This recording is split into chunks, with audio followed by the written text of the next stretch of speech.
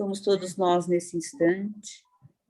Primeiramente, agradecer a Deus pelo dia de hoje, que foi um presente de Deus e nós agradecemos. Agradecer a Ele por permitir estarmos aqui juntos agora, nesse instante. Agradecer a Ele podermos estudar e ler sobre toda essa novidade que é para muitos ainda o Espiritismo. Novidade para mim também, porque a cada dia nós aprendemos um pouco. Que Jesus, que a espiritualidade maior, esteja conosco agora, nos auxiliando, fazendo com que a compreensão seja nos dada a todos nós, para que possamos assimilar e, principalmente, colocarmos em prática o que vamos ler hoje. Boa noite a todos, boa noite, Carlos, seja bem-vindo. Vamos começar, tá? Então, o capítulo de hoje é o capítulo 2, conforme eu disse para vocês, é o capítulo das 3 revelações. Então, nós, relembrando um pouquinho a aula passada, nós dissemos quais são as obras básicas do Espiritismo, que é o Livro dos Espíritos, que é um livro de perguntas e respostas, o Livro dos Médiuns, que é o desenvolvimento mediúnico, o Evangelho, que são as máximas de Jesus, o Céu e o Inferno, que vai nos falar sobre justiças e predições, e a Gênesis, que vai nos falar sobre os milagres. Então, introdução. Revelar, do latim revelare, significa literalmente sair sobre o véu, e figuradamente descobrir, dar a conhecer uma coisa secreta ou desconhecida. A característica essencial de qualquer revelação tem de ser a verdade. Revelar o segredo é tornar conhecido um fato. Se é falso, já não é um fato, e por consequência, não existe revelação. No sentido especial da fé religiosa, a revelação se refere mais particularmente das coisas espirituais que o homem não pode descobrir por meio da inteligência, nem com o auxílio dos sentidos, e cujo conhecimento lhe dá Deus através de seus mensageiros, quer por meio de a palavra direta, quer pela inspiração. Neste caso, a revelação é sempre feita a homens predispostos, designados sob o nome de profetas ou messias. Todas as religiões tiveram seus reveladores, e estes, embora longe estivesse de conhecer toda a verdade, tinham uma razão de ser providencial, porque eram apropriados ao tempo e ao meio em que viviam, ao caráter particular dos povos a quem falavam e aos quais eram relativamente superiores. Allan Kardec, em A Gênese, no capítulo 1, assevera que 3 foram as grandes revelações da lei de Deus. A primeira, representada por Moisés, a segunda por Jesus, e a terceira e última revelação até agora para nós, o Espiritismo. O Consolador, O Consolador, o benfeitor Emmanuel, tange ao tema da seguinte forma: até agora, a humanidade da era cristã recebeu grandes revelações em 3 aspectos essenciais. Moisés trouxe a missão da justiça, o Evangelho. A revelação insuperável do amor e o Espiritismo, em sua feição de cristianismo redivivo, traz, por sua vez, a sublime tarefa da verdade. Então, nós vamos ver aqui um pouquinho que revelar aqui quer dizer o seguinte, ele está mostrando, é como se para nós houvesse um véuzinho levantado. Vamos dizer, a cortina se levantou. Vamos nos imaginar em um teatro onde começa a subir a cortina e vai nos ser revelado o que vai acontecer naquele palco. Assim também para nós, essas 3 revelações é da mesma forma. Não se pode levantar a cortina de uma vez só, e revelar tudo. Seria muito para a gente. Então, vai se levantando bem devagar. Foi levantado um pouquinho dessa cortina para que a gente pudesse ter o entendimento. Então, a primeira revelação que foi Moisés, como profeta, ele revelou aos homens a existência de um Deus único e soberano, e orientador de todas as coisas. Promulgou a lei do Sinai e lançou as bases da verdadeira fé. Como homem, foi o legislador do povo, pela qual essa primitiva fé, purificando-se, havia de espalhar-se por toda a terra. Examinando o missionário, Emmanuel assim se refere. Moisés trazia consigo as mais elevadas faculdades mediúnicas, apesar de suas características de legislador humano. É inconcebível que o grande missionário dos judeus e da humanidade pudesse ouvir o Espírito de Deus. Estais, porém, habilitados a compreender que a lei, ou a base da lei, em os 10 mandamentos, foi-lhe dita pelos emissários de Jesus. Examinando-se os seus atos enérgicos de homem, há a considerar as características da época em que se verificou sua grande tarefa. Com expressões diversas, o grande enviado não poderia dar conta exata de suas preciosas obrigações em face da humanidade ignorante e materialista. Então, naquela época, não dava, né, para a gente saber tudo o que foi explicado para nós até hoje. Era um povo ainda ignorante, um povo do olho por dente, olho por olho, dente por dente, um povo de vingança, fez errado, corta a mão, roubou, né? Aquela coisa toda que a gente já sabe. Então, e Moisés precisava, naquela época, desse pulso firme, né? Para poder dominar o povo. Mas, sem dúvida, ele era um excelente médium. Mas, ao contrário do que muita gente pensa, não foi Deus quem determinou para ele as leis. Deus nunca fala com nenhum médium, ele manda os emissários dele. Então, um emissário de Deus passou as leis que a gente conhece tão bem. Então, a lei mosaica. Há duas partes distintas na lei mosaica. A lei de Deus, promulgada sobre o Monte Sinai, e a lei civil, ou disciplinar, estabelecida pelo próprio Moisés. Uma é invariável, a outra é apropriada aos costumes e ao caráter do povo e se modifica com o tempo. A primeira é lei de todos os tempos e de todos os países, e tem por isso mesmo um caráter divino.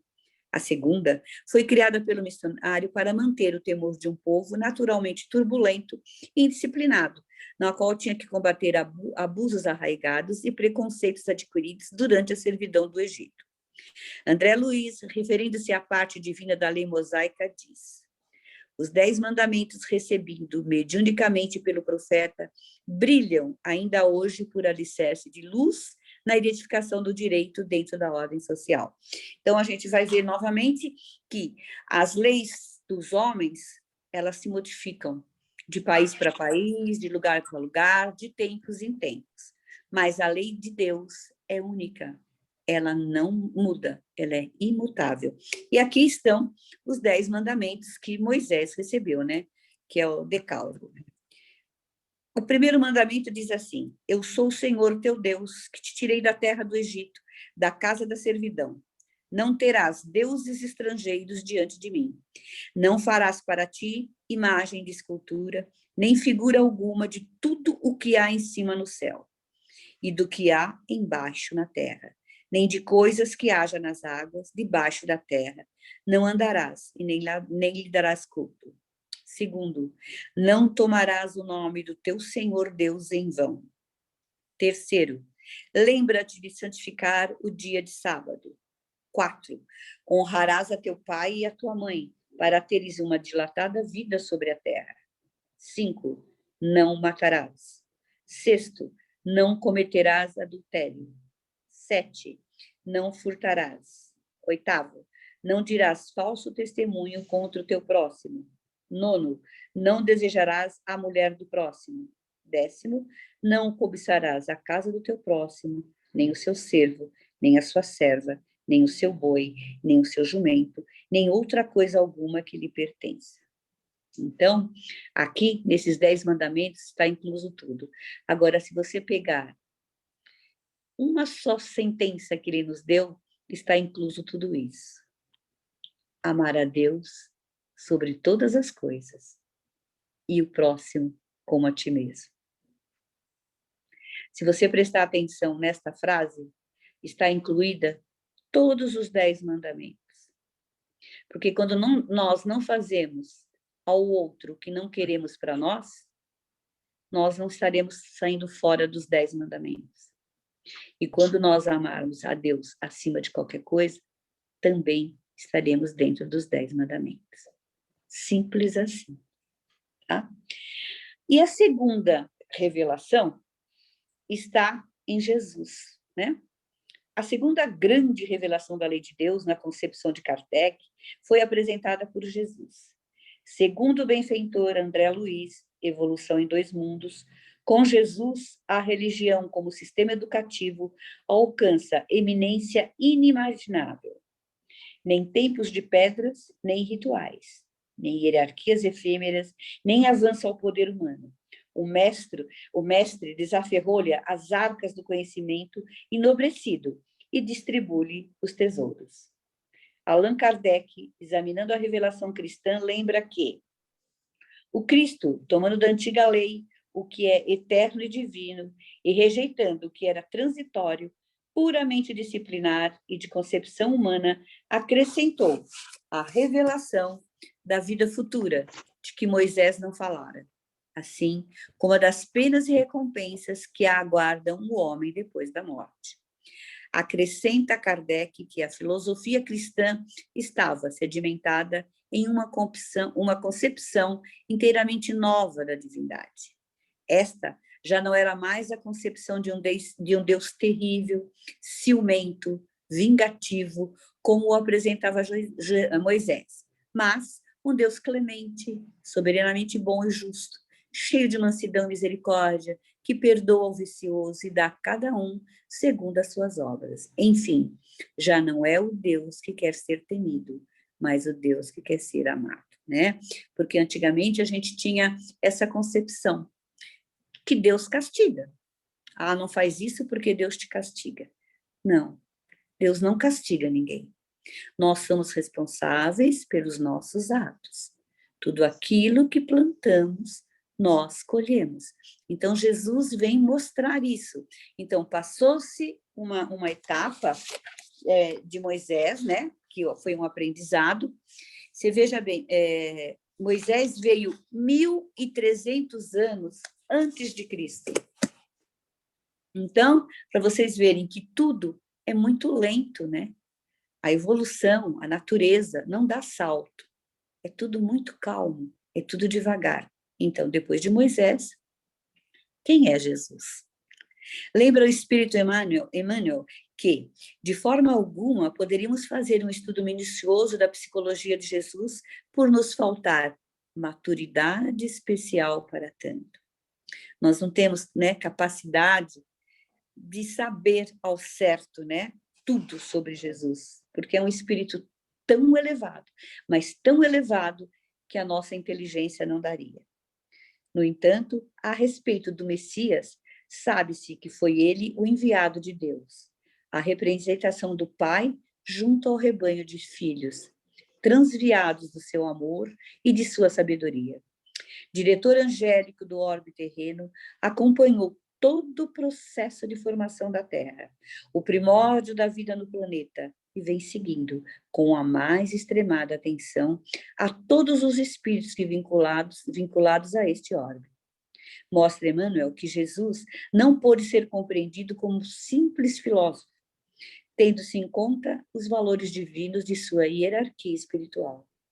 Conseguidos à custa de inumeráveis encarnações em mundos hoje já inexistentes. Esteve encarnado em nosso planeta uma única vez e tornou-se, na expressão do codificador, um modelo e guia para a humanidade. Haja visto ter sido Jesus o único espírito puro a envolver-se na materialidade da Terra.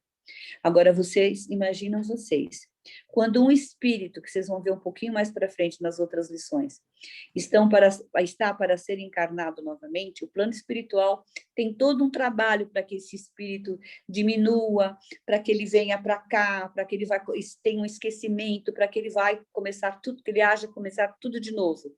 Agora, imagina com o espírito da potência de Jesus, da magnitude, da luz, né? Da sublimidade de Jesus, reencarnar aqui novamente. Ele é o nosso mestre. Ele ajudou a criar a Terra. Então, ele nos ama. Nós somos seus irmãos, como se fossem seus filhos prediletos. E Deus mandou quem? Ele, filho dele, para nos ensinar e para nos salvar. Aí ele vem, né, trazer os evangelhos. Então, vamos ler sobre os evangelhos. A mensagem cristã encontra-se distribuída nos 4 evangelhos: de Mateus, do Marcos, de Lucas e João. Nas epístolas apostólicas, nos Atos dos Apóstolos e no Apocalipse de João. Uma análise crítica dos evangelhos e das cartas apostólicas leva-nos naturalmente ao encontro de algumas passagens pouco aceitáveis, ilógicas ou até mesmo absurdas. A tentação no deserto, a expulsão dos vendilhões do templo e muitos pensamentos colocados na boca de Jesus não resistem a uma análise racional por encontrarem-se em evidente contradição com os mais elementares princípios da lógica, da justiça e da caridade. Esses desencontros evangélicos em nada desmerecem a obra que é, segundo Kardec, Código Universal da Moral, mas despertam nossa intenção para alguns detalhes vinculados a ela. Stephanie, falta muito aí? Como é que é? Tá tudo bem? O tempo? Não, vó, tá tudo bem. Dá para seguir. Tá, então tá bom. Tá bom. As adulterações involuntárias. Jesus nada escreveu. Acredita-se que as primeiras anotações tenham surgido muito tempo depois de sua morte. Marcos, Lucas e Paulo nem chegaram a conhecer o Messias e, portanto, colheram informações de outras fontes. Todas essas evidências levam-nos a acreditar que determinadas colocações apresentadas nos evangelhos não correspondem à realidade absoluta dos fatos. Certamente, ocorreram adulterações involuntárias. Os enxertos dos evangelistas, notamos que uma preocupação básica ocupava a mente dos evangelistas: provar que Jesus era de fato o Messias, aguardado pelos judeus, para que a mensagem cristã viesse a vingar na Palestina. Essa ideia deveria prevalecer. Acredita-se, então, que em algumas passagens da Boa Nova não ocorreram realmente, mas foram acrescentadas as anotações com esse objetivo. O nascimento de Jesus em Belém, a hipotética viagem ao Egito, a tentação no deserto e muitas outras passagens teriam sido enxertadas para provar a tese de que Jesus era o Salvador dos judeus, o enviado de Jeová. As adulterações posteriores da Igreja, muitas anotações verificadas nos textos bíblicos de hoje, não são identificadas nas versões originais, mostrando que foram acrescentadas posteriormente. Para justificar certos dogmas, alguns sacramentos e determinadas práticas religiosas, certos representantes da Igreja, ainda nos primeiros séculos da era cristã, acrescentaram aos textos originais ideias, princípios e passagem que, na realidade, não ocorreram. Então, vejam que nesse livro, Os Evangelistas, você viu que muitos deles nem chegaram a conhecer Cristo. Então, eles foram pegando histórias, né? E como se fala, cada pessoa conta de um jeito, conta de um modo. Um texto que você lê e outra pessoa lê, dá até um significado diferente. Então, Jesus mesmo, ele não deixou nada escrito. Então, tem coisas que não condiz com o que ele pregava, né? Dele ter feito, por exemplo, dele ter, quando ele estava lá que ele pegou o chicote, bateu em todo mundo, mandou todo mundo do templo embora. Isso é muito contestado. Não era da figura dele. Ele era enérgico, sim, mas ele não faria tal coisa. E vem a nossa terceira revelação, né? Que é o Espiritismo. Então, Allan Kardec apresenta o Espiritismo como sendo a terceira revelação da lei de Deus, o Consolador prometido aos homens por Jesus, conforme anunciado por João, no versículo 14, do capítulo 15, 17 e 26. Se me amais, guardai os meus mandamentos, e eu rogarei ao Pai, e ele vos dará outro Consolador, para que fique eternamente convosco. O Espírito da verdade, a quem o mundo não pode receber porque não o vê, nem o conhece. Mas vós os conhecereis, porque ele ficará convosco e estarás em vós.